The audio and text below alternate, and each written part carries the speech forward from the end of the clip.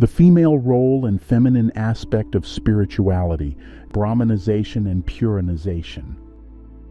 Continuing our exploration of women's spirituality in the traditions of India, we will focus on the post-Vedic period, a transformative era during which many of India's philosophical ideas, schools of thought, movements and sects emerged and flourished. This period also contributed significantly to the evolution of Hinduism through and within the diverse traditions we know today. However, it also saw the rise of caste-based orthodoxy and social hierarchies that oppressed the rights of those relegated to lower castes, as well as women who were especially disadvantaged by both caste and patriarchal social structures. But in today's talk, the focus will shift from women to the broader process of Brahmanization and Puranization, the transition from Vedic society to the formation of Hindu traditions and the complexities of shaping Hindu society. Although today's topic is only indirectly related to women, it should not be overlooked, as it provides the necessary context for understanding subsequent topics and maintaining continuity.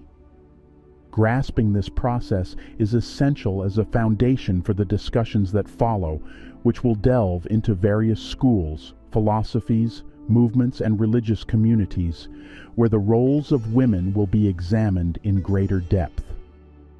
The Brahmin Varna, traditionally and according to hierarchical duties, is regarded as the custodian of spiritual knowledge and an exemplar of Dharma, authorized to preserve and transmit sacred texts, perform rituals, and guide society along ethical and spiritual lines. However, their position of authority also afforded them significant social power, which over time led to instances of both virtuous leadership and the reinforcement of oppressive social hierarchies. As stewards of the Vedas and other sacred scriptures, Brahmins were instrumental in shaping the spiritual and philosophical foundations of Indian civilization. Their commitment to rigorous study, svadhyaya, ascetic discipline and teaching, adhyapana, upheld the continuity of spiritual traditions for millennia. Brahmins were often seen as embodiments of renunciation and self-restraint, adhering to an ideal of detachment from material wealth and power. Their guidance on rituals, meditation, and the ethical framework of Dharma was meant to ensure social harmony and individual spiritual growth. Often, Brahmins served as impartial spiritual mentors, advocating for values that transcended caste differences and hierarchies. For example, Ramanujacharya, a Brahmin by birth, openly challenged caste discrimination and allowed people from all backgrounds to participate in spiritual practices. Similarly, Chaitanya Mahaprabhu, another Brahmin saint, was a central figure in the Bhakti movement, particularly as the founder of Gaudiya Vaishnavism. He preached universal love and devotion to Krishna, rejecting caste-based discrimination and embracing untouchables as equals. Women followers were often inspired by his devotion and teachings, and many composed devotional songs and poetry that became common in the Bhakti tradition. Janavadevi, for example, the wife of Chaitanya's close associate, Nityananda, became a prominent leader in the Gaudiya Vaishnavism tradition after Chaitanya's passing. However, the Bhakti movement originated much earlier and had an incredible scope, developing across various directions and traditions. It was within the Bhakti movement that many women found their natural right to spiritual life and realization. Because, as we mentioned earlier, women, even within the Brahmana Varna, were largely excluded from formal Vedic education and recitation due to the influence of the Dharma Shastras, which prioritized and limited their role to family life. Brahmins often focused on the preservation and transmission of knowledge, but some prioritized their caste status and ancestral lineage over spiritual matters. The concept of Varna, class, and its degeneration into jati, caste, frequently placed Brahmins in positions of authority, allowing them to dictate societal norms, including those that excluded lower castes from participating in religious and social life. The emphasis on ritual purity marginalized certain groups, such as Dalits, by deeming their activities and even physical presence as polluting. Restrictions on temple entry, access to education, and participation in rituals became tools of social exclusion. In particular, such a division often suited the ruling elites and the kshatriyas, who encouraged the division of society into varnas and jatis while maintaining their own inviolable power and status. For example, Ramanuja's inclusive approach to Vaishnavism encountered opposition and persecuted from the rulers of the Chola state, which then controlled the territory of South India. Women especially often faced additional restrictions under the combined weight of caste and patriarchal norms, which curtailed their access to education and spiritual roles. However, during this time, the Brahmins also confronted the rapidly changing social, political, and cultural landscape of India, and recognized the need for adaptation. Embracing new ideas and practices, they expanded the boundaries of orthodoxy, integrating regionally varied forms of Hinduism, and allowing for a broader, more inclusive expression of devotion across the subcontinent. The Puranas played a critical role in spreading religious ideas to non-literate communities and tribal groups. Unlike earlier Brahmanical texts, which were primarily intended for the elite Vedic practitioners, the Puranas were accessible and relatable, using simplified storytelling to convey religious and philosophical ideas. Local communities adopted Brahmanical norms, leading to the assimilation of traditions. Brahmins acted as cultural mediators, bridging local traditions with the broader Sanskritic culture of the Vedas. They became priests and ministers of these local traditions, often embracing local and regional deities and performing rituals that resonated with the masses.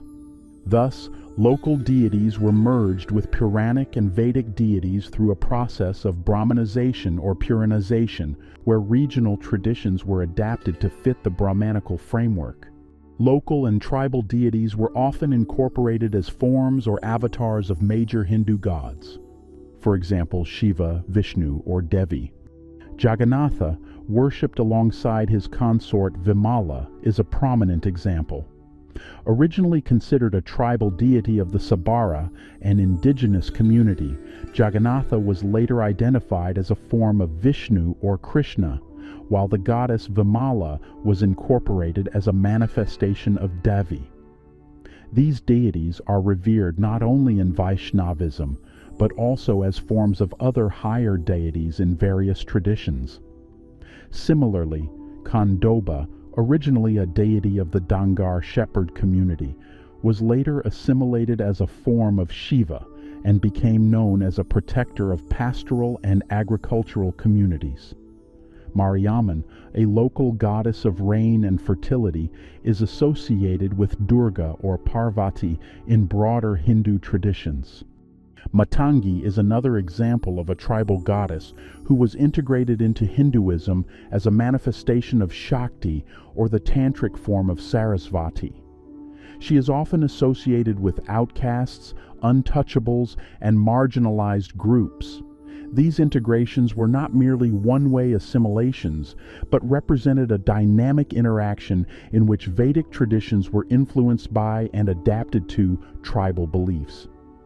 This fluidity has contributed to Hinduism's ability to encompass diverse practices and maintain its continuity across millennia. Many communities adopted Brahmanical norms as part of the broader integration of cultural and religious practices. This process contributed to the spread of the caste system and its associated inequalities, as Brahmanical traditions sought to organize society along hierarchical lines. Often, different strata of society and community used mythology to address their unique social and spiritual concerns. While higher Varna stories and legends are often emphasized the preservation of purity and caste distinctions, lower caste and tribal traditions frequently portrayed deities as accessible and integrally connected to their daily lives. Thus, the same local deity could sometimes have different interpretations among various castes and communities. The perception of a deity often reflected the socio-cultural values, practices, and spiritual needs of the group worshipping them. Certain forces of nature, human qualities, or historical figures frequently served as prototypes for archetypal deities. According to legends, many regional deities in India to have originated as real individuals, warriors, protectors, saints, or seers, whose memory was preserved and celebrated through divine association. For example, in some local cults, the guardian of the village might be a mother goddess, such as Mariamman, Amman. Legends about her often varied by region, and were sometimes linked to a real person who lived in a particular area. Over time, these local deities were incorporated into the broader Hindu pantheon and associated with Durga. The formation of such a tradition as bhakti especially contributed to the emergence of numerous saints who embodied divine qualities and became objects of devotion themselves. For example, the saint and poet Andal is considered to be the very embodiment of Lakshmi, while Mirabai is regarded as an incarnation of Radha. Sri Ma Anandamayi is sometimes associated with Kali and revered as a manifestation of the Divine Mother. Saints like Kabir were often perceived as embodying the essence of the one formless God, Nirguna, who transcends attributes and names Anami.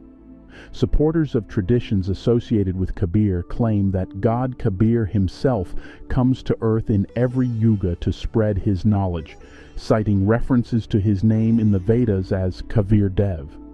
However, while there is a subtle, non-institutional connection with Hinduism, Sanatana Dharma, such traditions are more commonly associated with the independent tradition of the Sant poets or the Sant movement.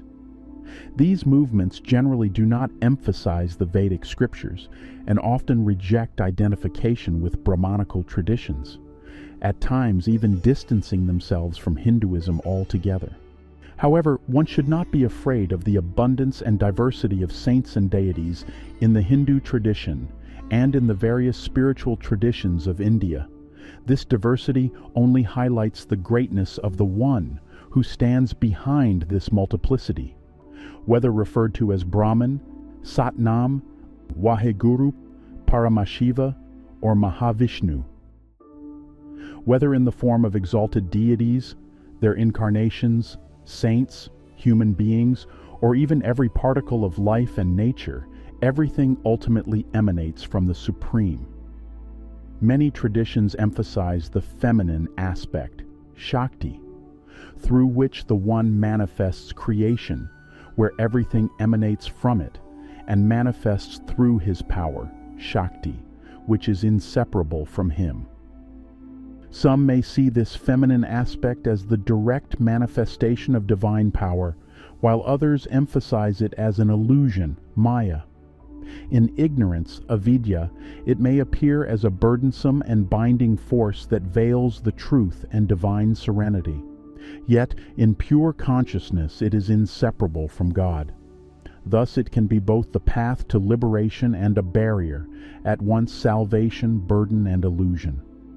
This inseparability of Shakti, divine energy from God, is reflected in the dynamic interplay of Shiva-shakti or Purusha Prakriti, fundamental concepts in Hindu theology and cosmology. Shakti is the force through which the divine becomes accessible in visible forms, audible sounds, feelings, and experiences. It is the power behind the manifestation of all things and phenomena. Hinduism emphasizes the unity underlying the apparent diversity of deities, forms, and manifestations. This idea is particularly expressed in Vedantic thought, where Brahman, the ultimate reality, is recognized as the source of all that exists. The universe and the self within each being are Brahman, and the universe and the self outside each being are also Brahman. In some traditions, the One is beyond all attributes and nameless, nirguna or anami. But even when assuming form and name, he remains one in manifestation. He can take any form and any name, encompassing all diversity and the entire multitude of the universe, for everything that manifests comes from him and is him. We do not fully know him when we limit him to only one name or one form. Yet, even through a single name and form, we can comprehend his boundless greatness. Thus, although the process of Brahmanization may give rise to a sense of artificiality in the acceptance of a diverse pantheon of deities within Hinduism, a deeper understanding of the unity of the One in all its diversity calms the agitated intellect which is accustomed to dividing and multiplying everything. The vast diversity of deities and divine incarnations not only demonstrates the guiding divine power or force, but also highlights the proximity of the divine and its presence in life itself, in all its aspects and in every being. It hints at the idea that the divine is already present within people, manifesting in the powers and qualities inherent in them, which are but reflections of the true divine power. And in this context, Hinduism, Sanatana Dharma, is not merely a religion, but a path to embracing the divine in diversity. It is the very foundation from which all concepts, divine forms, and names arise. Through the vast and comprehensive scriptures of the Vedas and the philosophy of the Upanishads, Hinduism did not confine itself to a single concept of the divine, but embraced a broad, all-encompassing vision. This outlook provided space for both nirguna, the unmanifest, and saguna, the manifest, recognizing the divine not only in abstract formlessness, but also in diverse expressions. Thanks to this inclusivity, the pantheon accommodated deities like Shiva and Vishnu, as well as gods and spiritual traditions rooted in folk and tribal beliefs.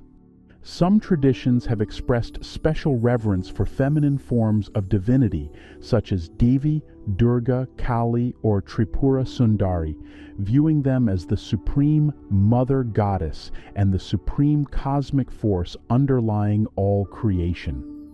In certain traditions, these divine feminine forms are not merely complementary to supreme deities like Shiva or Vishnu, but are instead regarded as primary and dominant. Figures like Adi Parashakti or Mahadevi embody the supreme reality of Para-Brahman and are seen as the source from which all deities emerge. The Vedic and Upanishadic traditions laid a foundation for a multifaceted understanding of the divine, which later allowed for the incorporation of deities and traditions beyond the early Vedic framework. And although the attributes of the gods often differ across various traditions and sects, they all belong to and are expressions of the One. However, as we have seen throughout its historical development, Hinduism at times assumed rigid, orthodox Brahmanical forms, which limited the potential for spiritual expression within non-Brahmanical communities. At the same time, however, this allowed for the opening up of new avenues and means of spiritual expression for groups subject to restrictions. Thus, through the Puranas, Brahmin traditions became more closely connected with the people and the beliefs that emerged in various groups, expanding the Hindu pantheon with diverse local manifestations of the supreme deities. They structured the vast divine pantheon of India and established Brahminical traditions in these regions. At the same time, they introduced elements that softened the rigidity of Brahminical traditions, particularly those emphasizing bhakti, devotion. By promoting the idea that devotion to a deity transcends caste distinctions, the Bhakti movement challenged the exclusivity of caste-based norms. Bhakti movements emphasized a direct and personal relationship with the divine, often bypassing the need for Brahmin intermediaries. The Puranas, especially the Bhagavata Purana, are believed to have contributed to the spread of bhakti associated with the worship of Vishnu, such as the Gaudiya Vaishnavism tradition.